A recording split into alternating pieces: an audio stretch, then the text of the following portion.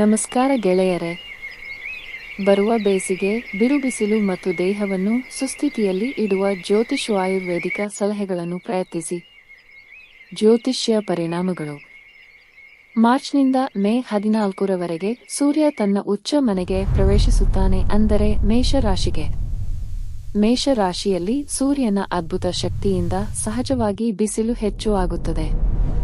ಹಾಗೆಯೇ ಅದೇ ಸಮಯದಲ್ಲಿ ಸಿಂಹ ರಾಶಿಯಲ್ಲಿ ಮಂಗಳ, ರಾಹು, ಚಂದ್ರ ಮತ್ತು ಕೇತು ಇದ್ದಾಗ ಬಿಸಿಲಿನ ತಾಪಮಾನ ದಾಖಲೆ ಮಟ್ಟದಲ್ಲಿ ಏರಿಕೆ ಕಾಣಬಹುದು. 2026ರಲ್ಲಿ ಸಿಂಹ ರಾಶಿಯಲ್ಲಿ ಕೇತು ಇದ್ದಾನೆ. ಇದು ಸಹಜವಾಗಿ ಬಿಸಿಲು ಹೆಚ್ಚಲು ಇನ್ನೊಂದು ನೇರ ಕಾರಣ. ಮತ್ತೊಂದು ಕಡೆ ಮಂಗಳ ಮತ್ತು ರಾಹು ಸಂಯೋಗದಲ್ಲಿ ಇದ್ದಾರೆ.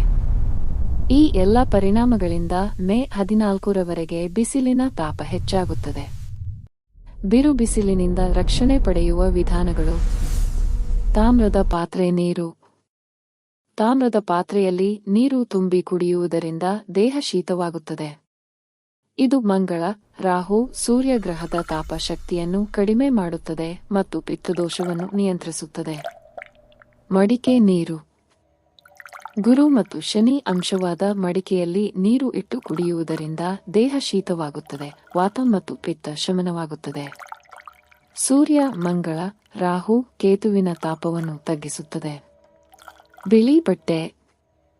ಚಂದ್ರನ ಅಂಶವಾದ ಬಿಳಿ ಬಟ್ಟೆ ಧರಿಸುವುದರಿಂದ ದೇಹ ಶೀತವಾಗಿರುತ್ತದೆ ಮತ್ತು ಬಿಸಿಲಿನ ತಾಪ ಕಡಿಮೆ ಮಾಡುತ್ತದೆ.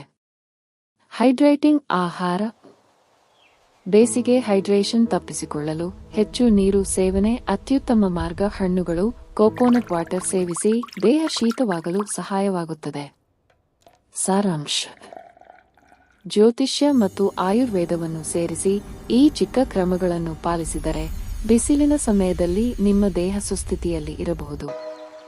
ಈ ವಿಡಿಯೋ ನಿಮಗೆ ಉಪಯುಕ್ತವೆಂದಿದ್ದರೆ ಲೈಕ್ ಮಾಡಿ, ಶೇರ್ ಮಾಡಿ ಮತ್ತು ಸಬ್ಸ್ಕ್ರೈಬ್ ಮಾಡುವುದು ಮಿಸ್ ಮಾಡಬೇಡಿ. ಅಂತಾರಾಷ್ಟ್ರೀಯ ಖ್ಯಾತಿಯ ಜ್ಯೋತಿಷ್ಯ ಮತ್ತು ಮಾರ್ಗದರ್ಶಕರು ಆಚಾರ್ಯ ಸತ್ಯನಾರಾಯಣ.